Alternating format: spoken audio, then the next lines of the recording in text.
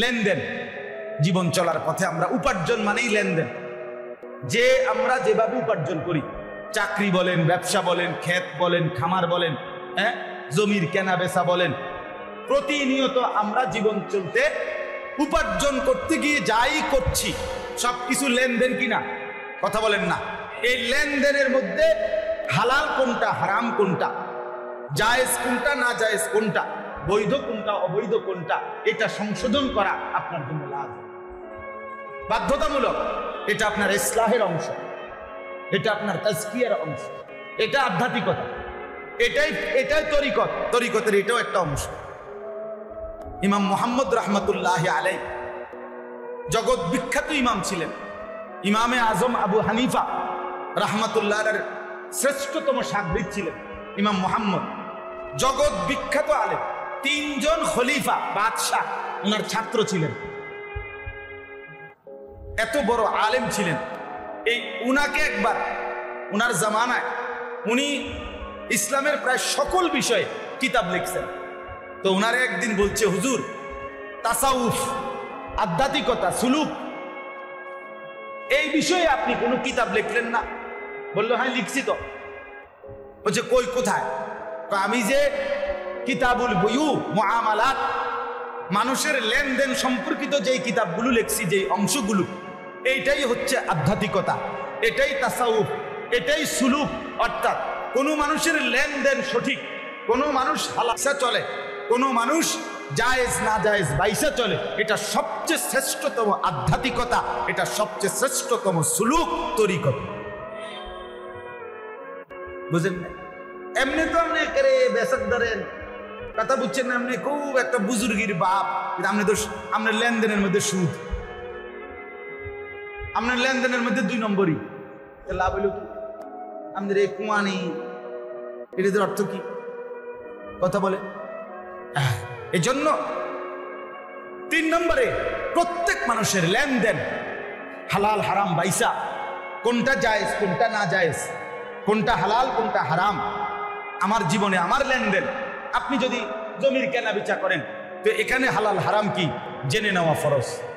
আপনি যেই ব্যবসা, যেই চাকরি, যেই কামাই করেন, সবই না জানেন, আপনি যেই দোকানদারিটা করেন, এখানে হালাল হারাম কি কি, এটা জেনে নেওয়া আপনার জন্য ফরজ। পরে যে হুজুর আমার দোকানের মাল এই, আমারে কোম্পানি দেয় এমনি, আমার থেকে টাকা নেয় এভাবে, আমি এই কথাটা, আমার কোনটা হালাল কোনটা হারাম, আমারে যে বদনার লগে বালতি দেয়, বালতির লগে বদনা দেয়, বোঝেন না কথাটা? আমারে লোডার লগে বদনা দেয় ফ্রি, তো এটা হালাল না হারাম এটা জানার কোনো নিয়ম নাই না? এমনি কোম্পানি যেটা দেয় দেয়। কথা বলেন না কেন? আব্দুল সালাম ভাই কর না কেন? মানে দিন, আপনার ব্যবসা, আপনার যেটুকু, এটুকুর মধ্যে হালাল হারাম জেনে নেওয়া, এটা আপনার জন্য ফরজে আইন, ফরজে আইন। জমির লেনদেন, এই যে আমাদের সমাজে অহরহ আপনার বন্ধকের যেই নিয়মটা চলে আমাদের সমাজে, কোনো গুনাহ 1000 বছরও যদি চলে, তারপরও গুনাহ গুনাই, হারাম হারামই। এই যে আমাদের দেশে যে 20 শতক 30 শতক জায়গা আমি আপনারে দিলাম, আপনি আমারে 50,000 টাকা কি দিছেন? এর নিয়ম কি? বন্ধকের নিয়ম হইলো, আমাদের দেশের নিয়ম হইলো, যতদিন পর্যন্ত আমি এই টাকা শোধ করতে না পারবো, ততদিন পর্যন্ত ওই বেটা জমি এটা কি করে? চাষাবাদ করে ভোগ করে। এটা 100 হারাম, 100 হারাম, 100 হারাম, হারাম হারাম হারাম, হারাম ব্যাপার। এটার থেকে যে টাকাটা কামাই খায়, হারাম খায়, শতভাগ হারাম। আপনি যদি বলেন, ওমা এই কথা তো আর শুনছিলেন না, আপনি শুনছেন, আপনি শুনছেন না কেন? আপনি জিজ্ঞাসেন, কথা বলেন না কেন? আপনি জিজ্ঞাসা করছিলেন নি যে হুজুর আমি যে জমির এই লেনদেন করব, একজন মুফতি সাহেবের কাছে, আলেমের কাছে জিজ্ঞাসিলেন? যদি বলেন না জিজ্ঞাসি, উনি আমারে হালাল কইছে, তো হে হুজুররা এখন আমরা কোন, তার বিচার আমরা মিল্লা করি, সেই হে হুজুর কেডা? ফয়েজ ভাই নাকি? বলেন, জিজ্ঞাসাই তো করেন। আর রাখো হুজুর, হুজুরের কথা ধরলে চলতো না, সব কথা হুজুরের ধরে ফাটতা না। আরে বাপু, পন্ডিত মাতবুরি, হ্যাঁ, জিন্দিগি মানে চা দোকান, জীবন মানে বন বিড়ি, এই কদ্দুরে খাইয়া দাইয়া যাব জীবন কাটাইলে, এটাই জীবন। এই ভাত মাছ চাল ডাল ফাঙ্গাস তেলাফিয়া এই জীবন? আস্তাগফিরুল্লাহ। কবর, আখিরাত, পরকাল, এরপরে গাছের ফল এখনো পরিপক্ক হয় নাই, বেচা লাইলেন কারেজি গায়া। পুকুরের মাছ আপনি দেখেনও নাই, আপনার কোনো আন্দাজও নাই, আপনি কি সবটা মাইপা কেমনে হালাল ব্যবসা পন্থায় বেচা কিনা করতে হয় সম্পূর্ণ আন্দাজের উপরে বিক্রি করে ফেললেন। তো এটা হালাল হলো না হারাম হলো জিজ্ঞেস করছিলেন? এর কি কোনো মাসালা নাই? এটার কি কোনো নিয়ম নাই? এই জন্য বাপ মুআমালা 3 নাম্বার, লেনদেন সংশোধন করা চাই, ঠিক করতে হবে লেনদেন। 4 নাম্বার মুআশারাত, পারস্পরিক আচরণ। আমি একজন মানুষ, এই আমার সাথে এই পৃথিবীর যত মানুষ, কেউ আমার মা বাবা, কেউ আমার দাদা নানা, কেউ আমার স্ত্রী, কেউ আমার ছেলে মেয়ে, কেউ আমার ভাই বোন, কেউ আমার চাচা জাডা, কেউ আমার মামা ফুফা, কেউ আমার বন্ধু, কেউ আমার প্রতিবেশী, কেউ আমার পার্টনার, কেউ আমার সাথে একলগে সফরে গেছি, ইত্যাদি ইত্যাদি। এই পৃথিবীর প্রত্যেক মানুষের সাথে আমার যে সম্পর্ক, এই প্রত্যেকের সাথে কার সাথে আমার আচরণ কি হবে এটা জানা শরীয়ত থেকে, দিন থেকে, এটা আমাদের জন্য ফরজ দায়িত্ব। এবং সেই আলোকে আচরণ সংশোধন করা, এটা আমাদের ইসলাম সংশোধনের অংশ। আমার মা, আমার তার অধিকার আমার কাছে করবে, আমার জানা দরকার। আমার স্ত্রী, তার অধিকার আমার কাছে করবে। আপনি যে আপন স্বাস্থ্য ভাই, আপনার আপন ভাতিজা, আপন ভাই, তারে এই পরশু দিনও আমি এক জায়গায় মাহফিলে গেছি, চেয়ারম্যান সাহেব বক্তব্য দিছে আমার বয়ানের পরে মুনাজাতের 8 টাইম। উনি বলতেছেন আফসুস করে, আপন ভাই, রক্তের ভাই, এই বেচারার ঘরের পাশ দিয়া শুধুমাত্র মানে 1 হাত জায়গা যদি দেয়, ওই পিছনের ভাইয়ের রাস্তা বাইর হইতে পারে, রাস্তা দিয়ে বাইর হইতে পারে, এ দেয় না, দিত না, ছেড়ে দিত না জায়গায়, 1 হাত জায়গা ছেড়ে দিবে না। প্রয়োজনে 30 বছর মামলা করবো, দিত না। কিন্তু এবারে ওই 30 মাইল দূরে আরেকখানে গিয়া সেইখানে মাহফিলে বা মসজিদে অথবা কোনো জায়গায় কোনোখানে 30,000 টাকা দান কইরা একটা বিরাট স্লোগান লইয়া বাইতে যাচ্ছে। হ্যাঁ, জনাব অমুক 30,000, সবাই কইছে মার হাবা, হাবারে মার মার, মাশাআল্লাহ, খুশিতে মার হাবা লইয়া আইয়া করছে। ওই বেটার কপালে জুটে গেল, এখান থেকে বাড়ি চান্দিরাওয়ালার কপালে জুটে গেছে 30,000 টাকা। আপন চাস্তো ভাই, 1 বিঘত জায়গা, তারে 500 টাকা দিলে, তারে 10,000 টাকা দিলে তার ছেলেটার ফর্ম ফিল আপ হয়ে যাইত। কথা বুঝছেন না? তার মেয়েটার বড় একটু উপকার না, হাতের দিতাম না, দরকার হলে সাবাই হালাই দিত। এটা কি ইসলাম? এটা দিন? তাইলে কার সাথে আমার আচরণ, হক কদ্দুর, এটা জানা আছে, জানা আছে। বন্ধু পাবে কদ্দুর, বাবা পাবে কদ্দুর। আচরণ, নবীজি বলছেন কিয়ামতের আলামত, আতা আর রাজুলু ইমরাআতাহু, ব্যক্তি তার স্ত্রীর গোলামি করবে, ওয়া আক্কা উম্মাহু, মায়ের নাফরমানি করবে। নবীজি বলছে আকসা আবাহু আদনা সাদিকাহু, কিয়ামতের আলামত, বাবাকে দূরে সরিয়ে দেবে, বন্ধুকে কাছে টেনে। হ্যাঁ, অসংখ্য যুবক আজকে ইয়াং ছেলে পেলে বন্ধুদের সাথে ঘন্টার পর ঘন্টা, ঘন্টার পর ঘন্টা জিন্দেগির সমস্ত উপার্জন সবকিছু বন্ধুদের পিছনে শেষ। কিন্তু বাবা ডাক দিল, তার সামনে 2টা মিনিটের জন্য বসতে তার রাজি না। বাবার সাথে সে দুশ্মনী, পরিবারের সাথে তার দুশ্মনী, কিন্তু বন্ধুদের সাথে তার গভীর মাথা। এটা তো ইসলাম না, এটা তো দিন না। তাহলে আমাদের পারস্পরিক আচরণ, কার সাথে আমার কি আচরণ, এটা ঠিক করা আমাদের জন্য জরুরি। আর সর্বশেষ হলো 5ম নাম্বার হলো আখলাক। প্রত্যেক মানুষের ভিতরে কিছু চরিত্র আছে, মন্দ চরিত্র, উত্তম চরিত্র। যেমন হিংসা, এটা উত্তম চরিত্র না মন্দ চরিত্র, এটা দূর করা ফরজ। আবার মানুষের কল্যাণ কামনা করা, এটা উত্তম চরিত্র না মন্দ চরিত্র, এটা আনয়ন করা নিজের মধ্যে, এই মানসিকতা তৈরি করা এটা আমার দায়িত্ব। কৃপণতা এটা উত্তম না, অপছন্দনীয়, এটা ত্যাগ করা। দানশীলতা এটা উত্তম কিনা, এটা আনা। এই জন্য প্রত্যেক মানুষের কিছু মন্দ চরিত্র আছে, সেগুলো সরানো, উত্তম চরিত্র আছে, সেগুলো আনা। এটাকে বলা হয় আখলাক। তাহলে কয়টা হইল? 5। এই প্রত্যেক মানুষ তার জীবনে উলামায়ে কেরামের কাছ থেকে কোরআন সুন্নাহর আলোকে এই 5 জিনিস সংশোধন করতে হবে। নিজের ঈমান আকীদা 1, 2 নিজের ইবাদত আমল, 3 নিজের মুআমালাত লেনদেন, 4 নিজের মুআশারাত সমাজের সকলের সাথে তার আচরণ, 5 তার ভেতরের আখলাক চরিত্র।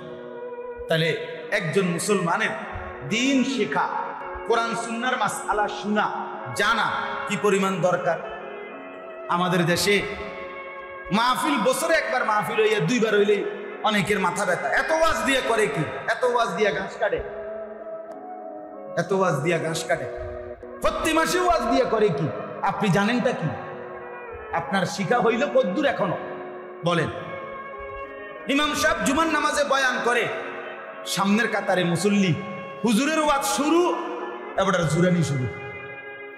আপনি দেখছেন অসংখ্য মুসল্লি, আপনি চাইয়েন ইমাম সাহেবের বয়ান শুরু, এবার কি এরকম করে বর্ষি দিয়া মাছ ধরে।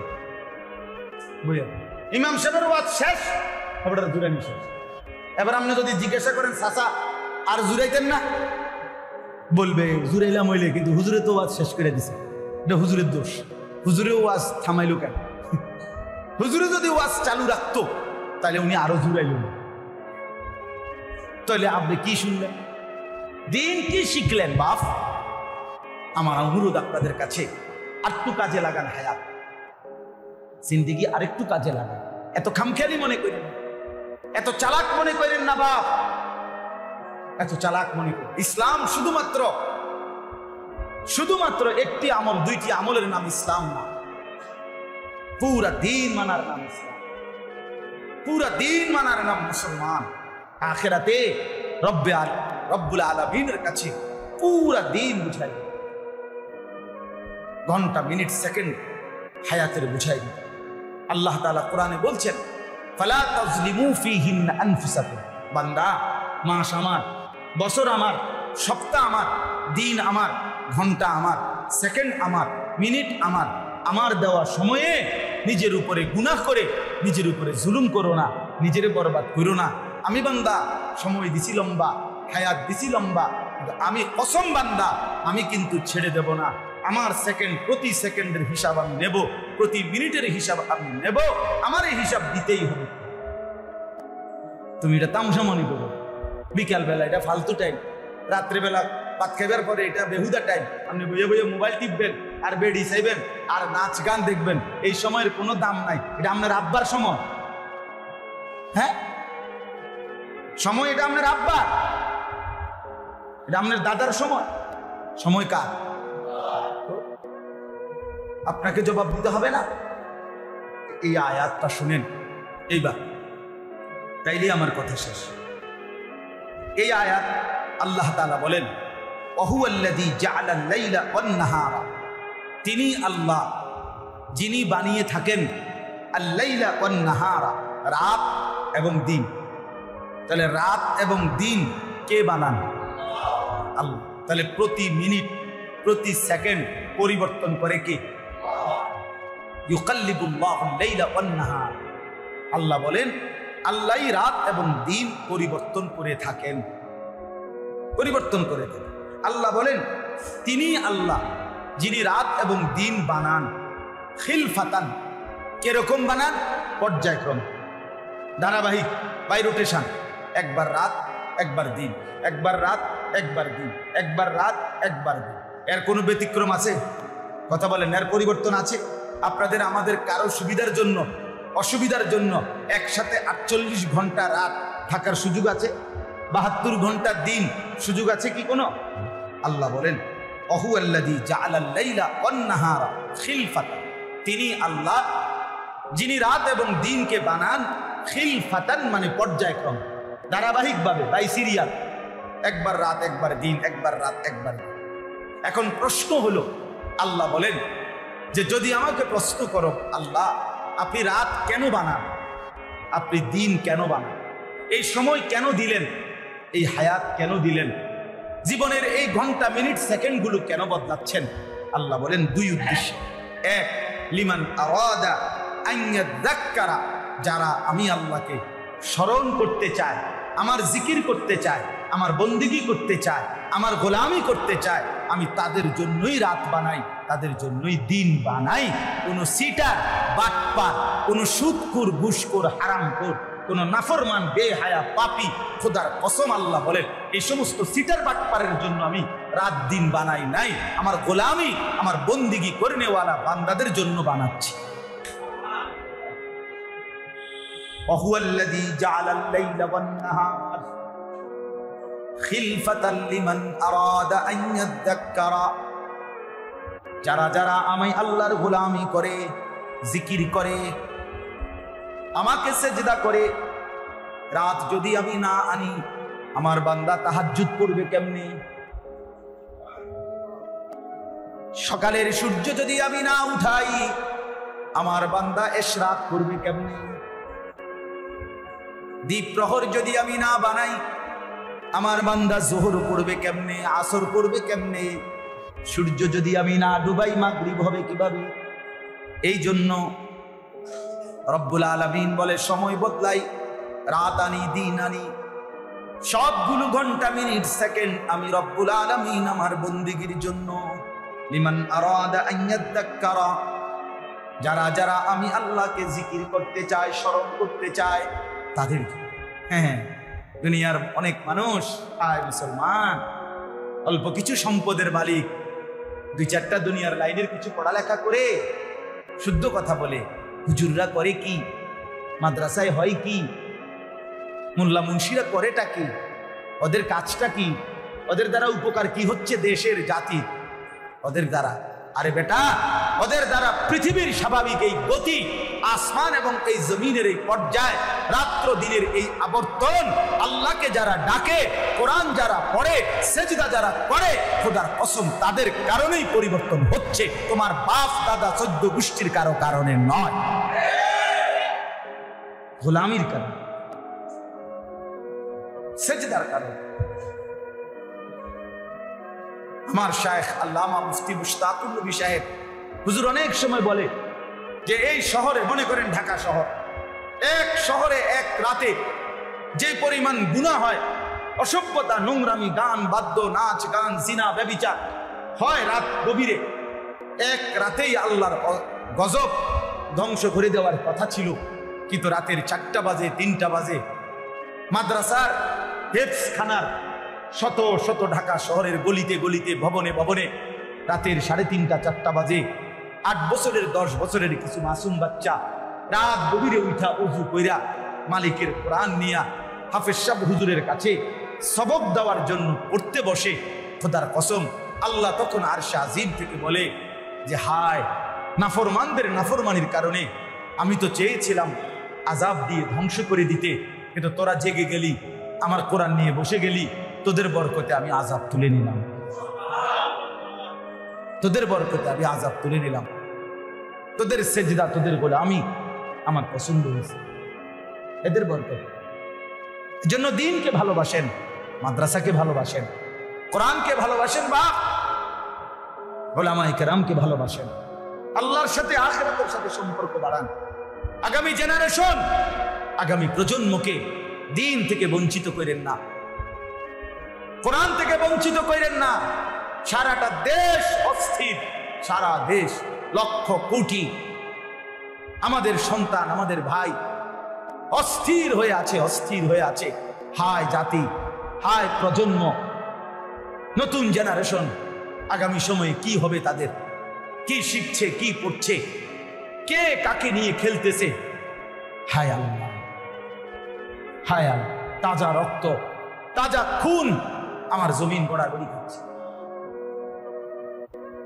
যে কয়জন সন্তান মায়ের বুক খালি হইল, সে মায়ের আহাজারিটা কি বলে। এই আজকে 2-3 দিন কি পরিমাণ গোলযোগ সারা দেশে চলতেছে। স্কুল কলেজ ইউনিভার্সিটির ছাত্র ভাইরা, এই জেনারেশন কে তাদেরকে ফিরাবে, কে বুঝাবে, কে কি বলছে, কি কি করছে, হায় আল্লাহ। এই জন্য বাপ আমার অনুরোধ রইল, সারা পৃথিবী মিলে মানুষ ইসলাম এবং মুসলমানকে, ইসলাম বিরোধীরা ধ্বংস করার বহুমুখী ষড়যন্ত্র, কেউ সিলেবাস, কেউ শিক্ষা কারিকুলাম, সবাই শুধু অস্ত্র দিয়েই মুসলমানকে ধ্বংস করবে, বিষয়টা এমন না। বিষয়টা এমন না। যদি ক্লাস 1 থেকে মাস্টার্স পর্যন্ত আখিরাত, পরকাল, কোরআন, সুন্নাহ, কবর, হাসর, মিজান, ফুলসিরাত, এই কথাগুলো যদি মুসলমানের সন্তান সঠিকভাবে শুনতে না পায়, শিখতে না পায়, তো 20 বছর পরে হইতে পারে যে আস্তিকের চাইতে নাস্তিকের সংখ্যাই বেড়ে যায়। আল্লাহকে চিনাওয়ালার চাইতে চেনে না এমন সন্তানই বেড়ে। এখনই তো আমাদের হালাত হইল, অসংখ্য ছেলে পেলে, অসংখ্য মুসলমান আল্লাহর কোরআন না পারা, না পড়া, শিখতে শুদ্ধ দেখে দেখেও করতে পারে না। এটা যে একটা অপরাধ, এইটাও তো স্বীকার করতে চায়। আপনি বুঝেন নাই আমাদের, আপনি এই সমাজে চলেন না। এখন আপনাদের এলাকায় কাবিলা হাঁটি, যারা যারা কোরআন শরীফ শুদ্ধ করতে পারে না, এটা যে একটা দোষ, এটা যে একটা ত্রুটি, এটা যে একটা অপরাধ, এটা যে একটা গুনাহ, এইটাও তো ওনার কলিজা করতে নাই। আমি চান না, যদি কলিজার মধ্যে থাকতো সে একটু হইলেও তো কোরআন শরীফ শিখার চেষ্টা করতো। এটা যে অপরাধ, এটা এটাই বোঝে না এখন।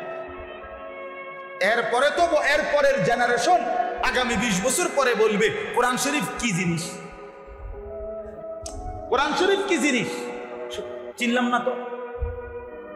আপনি সারা বাংলাদেশের মসজিদে চলেন, আমার লগে চলেন, 1000 মসজিদ আমরা হাঁটি, 1000 মসজিদে গেলে প্রত্যেক মসজিদে 20টা, 50টা, 100টা কোরআন শরীফ পাইবেন মসজিদের মধ্যে আছে তাকে। কিন্তু আল্লাহর সাক্ষী রেখা ওই মসজিদওয়ালাদেরকে শুধু জিজ্ঞাসা করবেন যে পশ্চিম দিকে ফিরা আল্লাহর কসম করে বলেন কয়টা কোরআন শরীফ এই গত 6 মাসে 1 বছরে কেউ ধইরা তেলাওয়াত করছে কয়জন? এটা করতেছেন,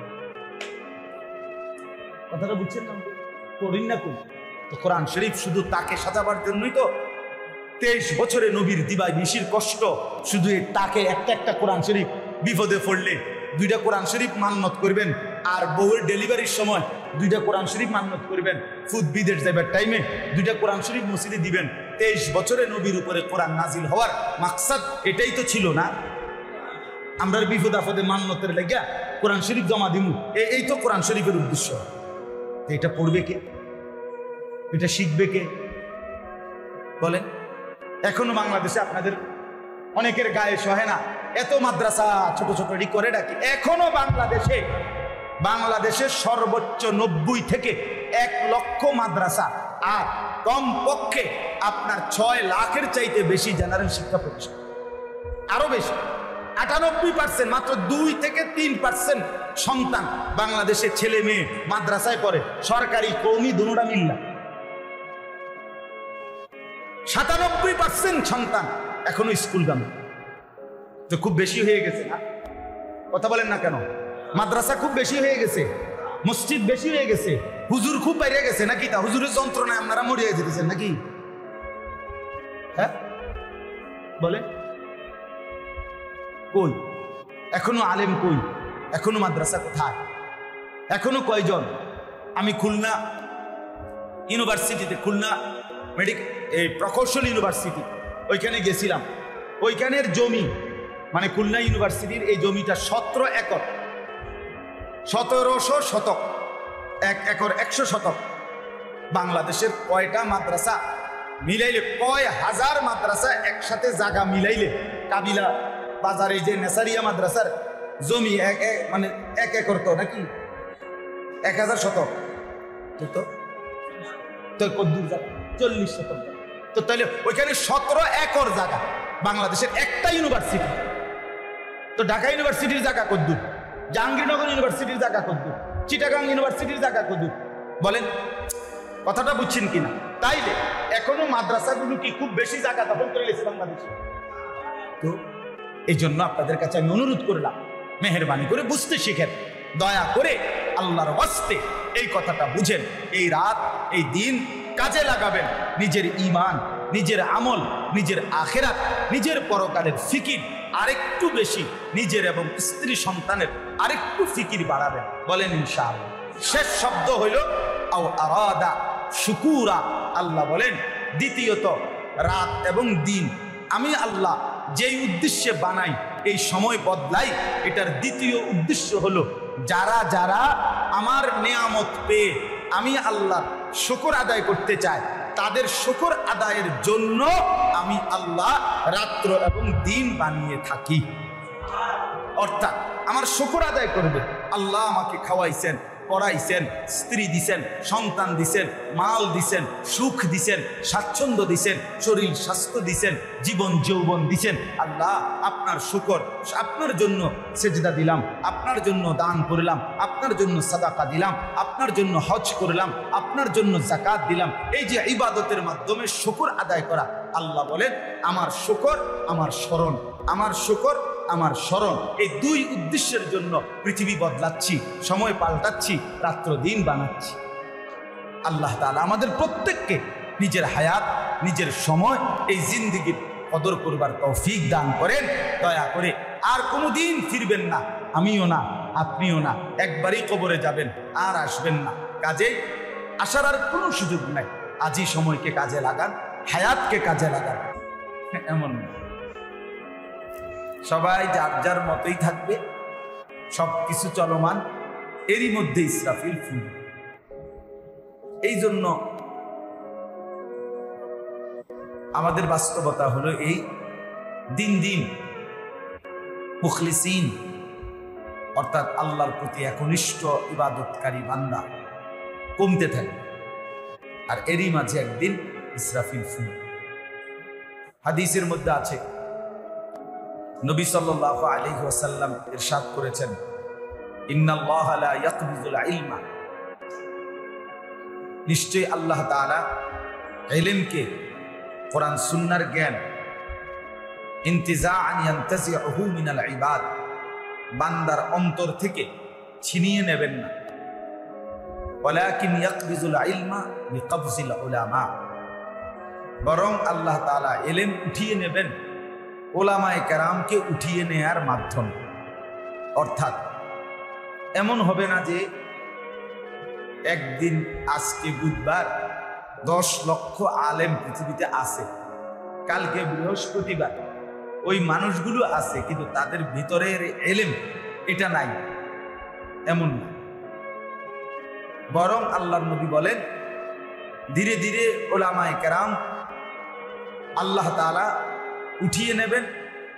আস্তা আলেম, কোরআন সুন্নাহর জ্ঞান, আমলওয়ালা, মুত্তাকি, ওই মানুষটাই ধীরে ধীরে হারিয়ে যাবে, কমে যাবে। আল্লাহ তাআলা উপযুক্ত আলেম আর বানাবেন না, আর এর দ্বারাই ইলম শূন্য হয়ে যায়, ইলম শূন্য হয়ে যায়। আমি যেমন একটা ছোট্ট উদাহরণ দিই। আপনাদের হুজুর, উনি বললেন এখন উনি আজকে 37 বছর এখানে।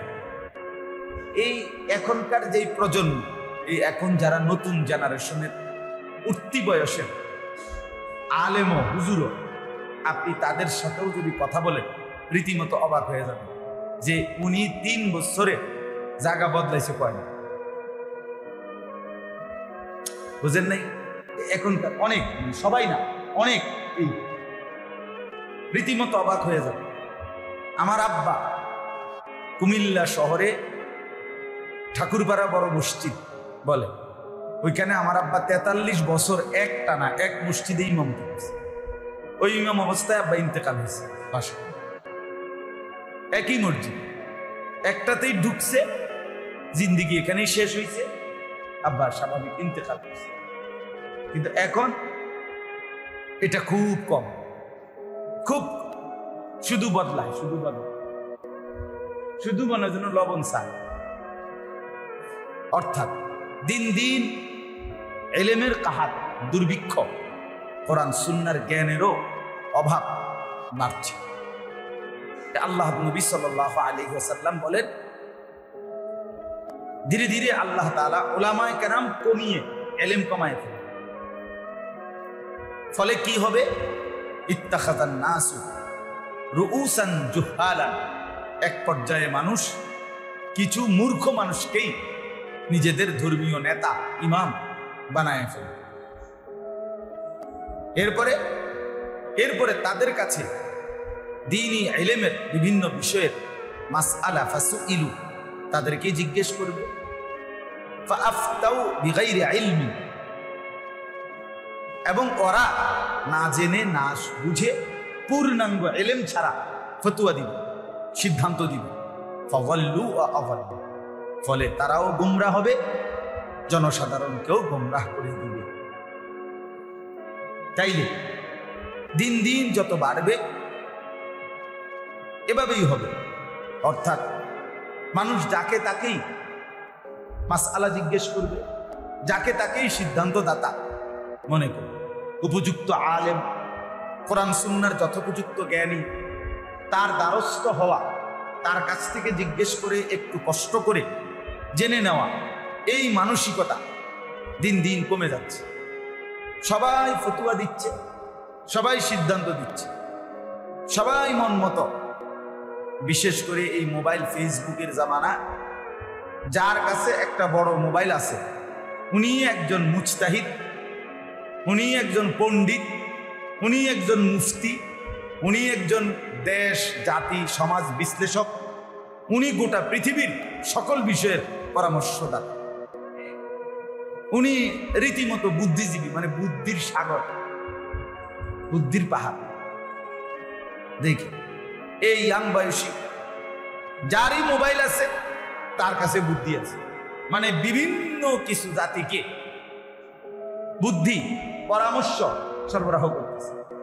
তো নিজের চেহারা সুরত, নিজের ইমান আমল জিন্দিগি তার কোনো খবরও নাই, হদিস, শুধু মানুষকে বুদ্ধি দিচ্ছে। নিজের যে পরিবর্তন দরকার, নিজের সংশোধন দরকার, এটার প্রতি খুব বেশি গাফলত আমারও আপনার, বেশিরভাগ মানুষ। এই যে ইসলাহি মজলিসে মূল একটা মাকসাদ এইটা। ইসলাহি মজলিস মানে কি? ইসলাহে নফস, ব্যক্তির সংশোধন, আত্মসংশোধন, নিজের পরিবর্তন, নিজেকে সাজিয়ে তোলা, নিজেকে গড়ে তোলা, নিজের জীবন সাজানো। বিশ্বাস করেন এটা হলো ইসলাহি মজলিসের মূল মাকসাদ। এক বসাতে 1 ঘন্টার বয়ানে আমাদের কিছু মানুষের অনেক সময় মানসিকতা হলো এই, যেই কোনো হুজুর যদি কোনো কথা বলে, ওয়াজ করে, নসিহত করে, 1 বসাতেই উনি সবকিছু কইতে, ঘর পরিবার, নিজের দেশ জাতি রাষ্ট্র, ইসলাম প্রতিষ্ঠা, সবকিছু কইয়া শেষ করলে কি? নাইলে বলবে যে এটা বললো না, আরেকজনে বলবে ওইটা বললো না। কিন্তু 1 বসাতে, 1 বৈঠকে, 1 ঘন্টাতে কি পুরা 23 বছর ইসলাম পেশ করা, নবীজির পুরা ইসলামটা 1 ঘন্টাতেই পেশ করা, এটাই তো দায়িত্ব নাকি? এটাই নিয়ম না? এটাই যদি নিয়ম হয়তো তো নবীজি 23 বছর লাগাইলেন কেন? তিনি তো 1 বসায় শেষ করা উচিত ছিল, ঠিক কিনা বলেন না? আমি এই বছর হজে, তো হজ্জের 3 দিন আগে আমার অন্য একটা কাফেলায়, অন্য এজেন্সির 3 এজেন্সি মিলে হাজিদের জন্য ওনারা ওনাদের হোটেলে বয়ান, হজের প্রশিক্ষণের উপরে, মক্কা শরীফ, আর 2 দিন পরে হজ, প্রশিক্ষণের ব্যবস্থা করছে। তা আমারে দাওয়াত দিতে যে হুজুর আপনি প্র্যাকটিক্যাল হজের কিছু বিষয়াদি, নিয়ম কানুন এগুলো শিখাবেন, বলবেন। আসরের নামাজের পরে আমি প্রায় 1.5 ঘন্টার উপরে বয়ান করছি, এই হজ্জের যাবতীয় কথাবার্তা, নিয়ম কানুন সব বলছি। তো বললাম আপনাদের কারো কোনো প্রশ্ন আছে কিনা বুঝার।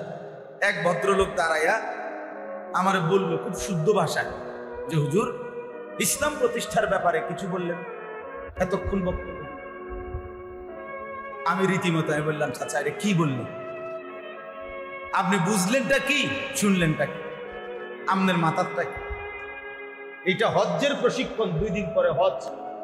আমরা আছি এখন মক্কার হোটেলে, আমারে আনছে এখানে হজ্জের বিষয়টাকে 5 দিনের যা যা এগুলো বলার জন্য। আমি বুঝি এখানে এই সৌদি আরব মক্কা শরীফ আমরা হোটেলে এনে বৈশা ইসলাম প্রতিষ্ঠার কথা বললাম না কেন? তো এইটা কি এই যে হজ এটা অন ইসলামিক কার্যকলাপ নাকি? এটা কি বুঝলেন? মানে এই যে মাথা মানসিকতা এক একজন এক একটা মাথার মধ্যে আগে ঢুকাইয়া রাখছে, আর তার খেয়াল হইলো এইটা কয়নি, এটা যদি কয় হয় ঠিক, বুঝলেন না? একজনে বলবো ইহানে বলছে ইনসা, আরেকজনে বলবো, শ্রোতারা বলবো আল্লাহ, দুইজনে মিললে কয় ইনশাআল্লাহ, বাগাবাগি বাগাবাগি করে ইনশাআল্লাহ। ফলে কি দাঁড়াইলো? বক্তা সাহেবেরও ইনশাআল্লাহ হয় নাই, শ্রোতা সাহেবেরও ইনশাআল্লাহ হয় নাই, কারণ উনি তো কইছে ইনশা, খাবারটা কইছে কি আল্লাহ, তো ইনশাআল্লাহ কই হইল না? ওনার ইনশাআল্লাহ পুরা কইলো না, শ্রোতা ইনশাআল্লাহ কি উনি কইলো ইনশা, খারা কইলো কি, তো এটা ইনশাআল্লাহ হইছে, আমার ইনশাআল্লাহ পুরা হইছে, আপনাদের ইনশাআল্লাহ পুরা হইছে। এই ফলে অর্ধেককে ইনশাআল্লাহ হওয়ার কারণে কারো কপালে আর আম জোটে না।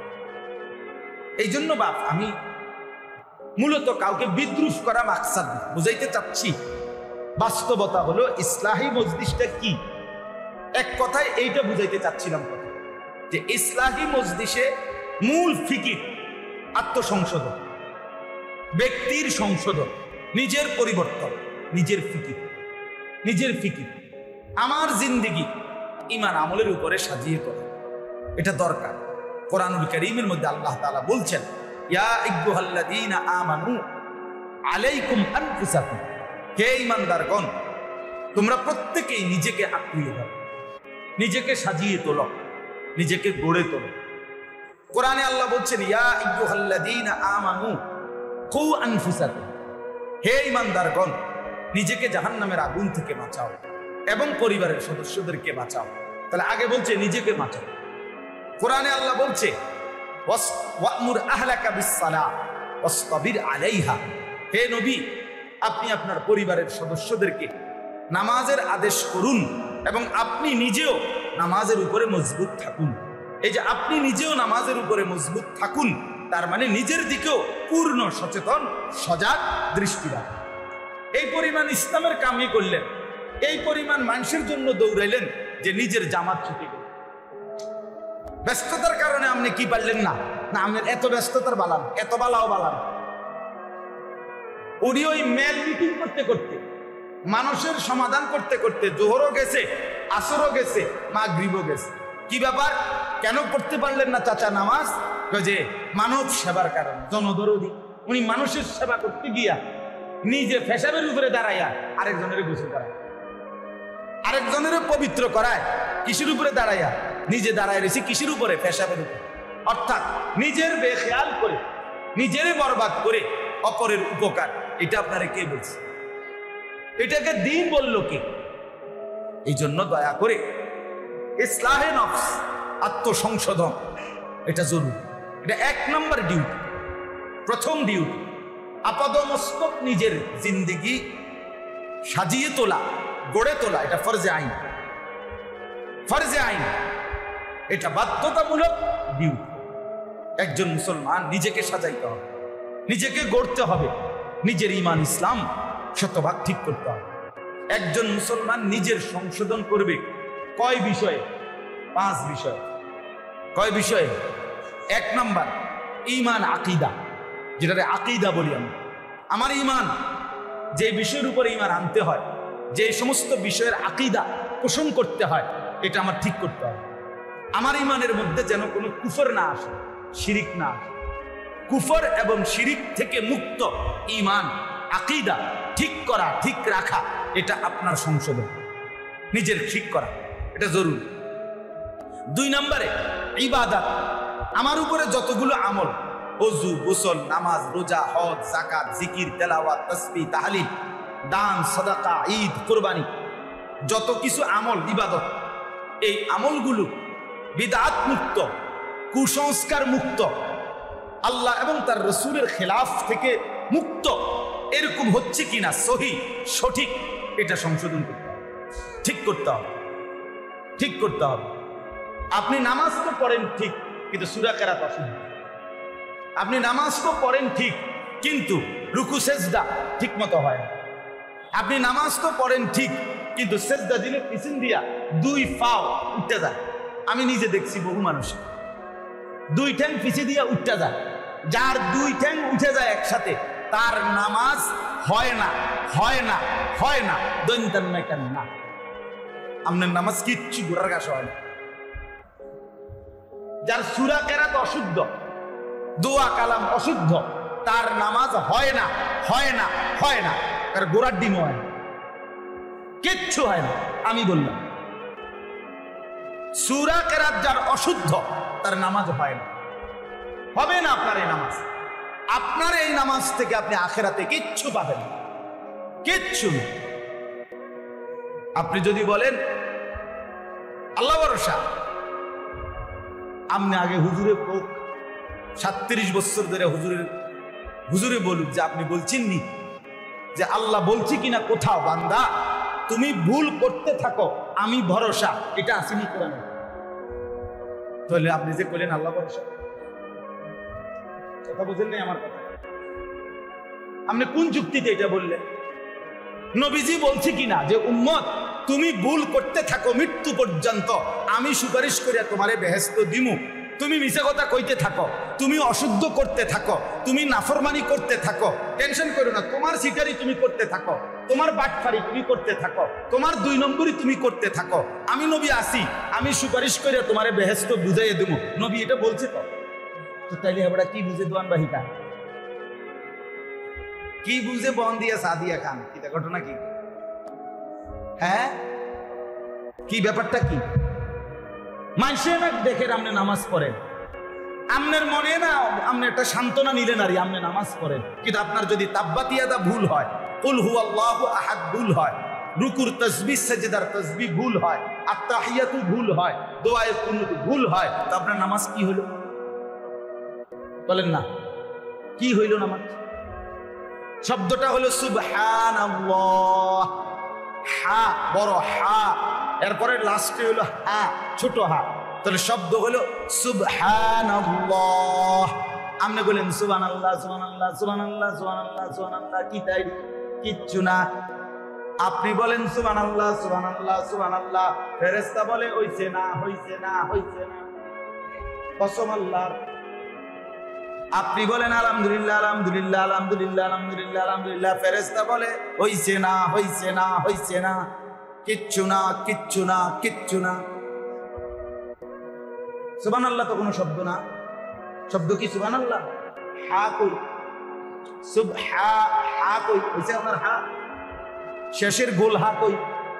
আল্লাহ, শেষে একটা হা আছে না, এটা কই? সুবহানাল্লাহ, সুবহানাল্লাহ, সুবহানাল্লাহ, তো এটা লামের মধ্যে থেমে গেছে, তো হা কই? তাহলে এটা হবে কি কিছু? আপনি 100 দানা তসবিহ যে 1 মিনিটে পড়ে লেলেন, কি ব্যাপারটা কি? কি তাইডি তামাশা? হ্যাঁ, আল্লাহর সাথে তামাশা, খামখেয়ালি করতেছেন। এই জন্য খামখেয়ালি করবেন, নিজের ইবাদত আমল শুদ্ধ করতে হবে, শুদ্ধ করতে হবে। 4 রাকাত সুন্নত নামাজ 1.5 মিনিটও লাগলো না। এটা কি নামাজ পড়লেন? কি মেশিন লাগাইলেন? এটা জাপানি?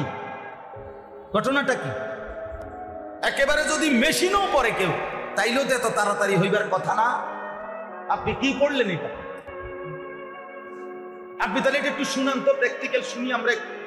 চাই আপনি 4 রাকাত সুন্নত আপনি কেমনে পড়েন, তখনই তো ধরা খাই। আপনি নুরানি মাদ্রাসার একটা বাচ্চা, আপনাকেও মাদ্রাসার, আপনাকেও কাবিলা বাজার নেসারিয়া হাফিজিয়া মাদ্রাসার একটা ছোট বাচ্চা ইন্টারভিউ লোক, এতে শুধু শুনবো।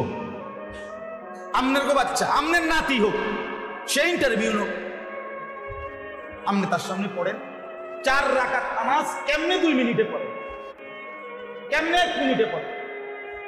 কি ঘটনাটা কি?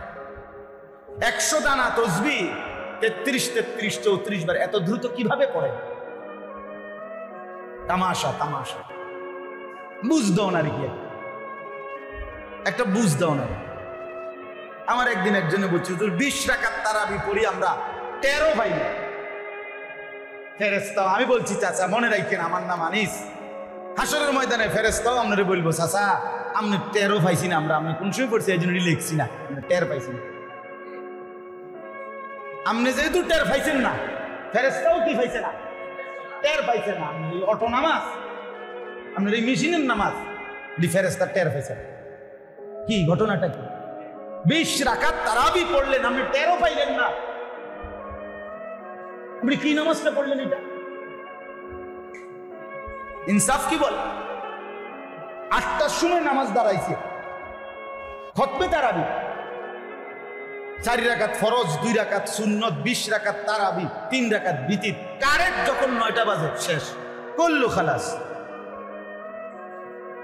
সব শেষ। আমি এক জায়গায় একবার পড়ছি, এইবার এক জায়গায় মেহমান হয়ে গেছিলাম, ওই মসজিদে পড়ছিলাম ভুলে, আল্লাহু আকবার। আমি মানে বুঝলাম যে এটা মানে ডাইরেক্ট মেশিন, ইনটেক মেশিন লাগাই, মানে জাপানিরা একটা ডাইরেক্ট শুধু এই কোম্পানি মনে ফকির হয়ে গেছে এই মেশিন বানাইতে। এত দ্রুত কিভাবে করলো সে? পরে নামাজের পরে ওনারা আমার বললো, হুজুর আমগরে একটু কথা বললেন। আমি বললাম, হ্যাঁ আমি তো অপেক্ষায় আছি, একটু কইতাম আমনগরে কইতাম না তো কারে করব। পরে বললাম, পরে ওয়াদা করাইয়া 2জন হাফেজ সাহেব মসজিদের কমিটির লোকদেরকে যে আগামীকাল থেকে এই 1 ঘন্টার সাথে আরো আধা ঘন্টা সময় যুক্ত করা হবে, এই 1.5 ঘন্টা তারাবি পড়বেন, এই কথা ওয়াদা করাইয়া তৈমুনা যাইতেছে। এইবার রমজান। যাই হোক বাপ, আমার উত্তর হলো এই কথা বলা যে মেহেরবানি করে নিজের ইবাদত আমল বুড়ো বয়সের মুরব্বীরাও খামখেয়ালি করেন। আমার বাপ এখানে ভুলটা ঠিক করে নিলে কোনো শরম নাই, কোনো লস নাই। একজন আলেমের কাছে, একজন ইমামের কাছে, একজন মুয়াজ্জিনের কাছে, একজন হাফেজ সাহেবের কাছে ছোট হইলে যে একটু সংশোধনের জন্য এত লজ্জার কিচ্ছু নাই। হাসরের ময়দানে যখন টাঙ্গাইয়া ফিটবো, কবরে যখন টাঙ্গাইয়া ফিটবো ফেরেশতা, তখনকার লজ্জা কিন্তু ঢাকবার আর জায়গা মিলবে না। এখন অহংকার করেন। রাসূলুল্লাহ সাল্লাল্লাহু আলাইহি সাল্লাম বলেন, হক সত্যকে যে গ্রহণ করতে চায় না, বাতারুল হক, কসম নবীজি বলছে, সত্য সঠিক বিষয়কে যে গ্রহণ করতে চায় না সে অহংকার। নবীজি জিজ্ঞেস করতে নবীজিকে, ইয়া রাসূলুল্লাহ অহংকার কি? নবীজি বলছে 2 জিনিস। এক, বাতারুল হক, যা কিছু সঠিক, যা কিছু হক, যা সত্য, প্রয়োজনে 90 বছর পরে আপনি টের পাইছেন, অসুবিধা কি? এখন ঠিক করবেন, ডাক্তারামির কি দরকার? কথা বোঝেন নাই আমার? না যে এত বছর ধরে কই আইছি মিয়া, হঠাৎ করে একটা কথা কইলে না, হঠাৎ করে ভুল সংশোধন শুধরানো, ভুল আপনার ধরা খাইতেই পারে, হঠাৎ করে ভুল আপনার নিজের মধ্যে থাকতেই পারে। আমি একবার এক জায়গায় বিয়ে পড়াইছি, সুন্নত তরিকার বিয়ে। তখন আমার এক মুরব্বী 90 বছরের হবে, জড়াইয়া ধরিয়া কাইন্দা বলছিল, হুজুর আমার এই জীবনে আমি এই প্রথম এমন সুন্দর বিয়ে আমার জীবনে আমি প্রথম দেখছি, কুমিল্লা মুরাদনগর।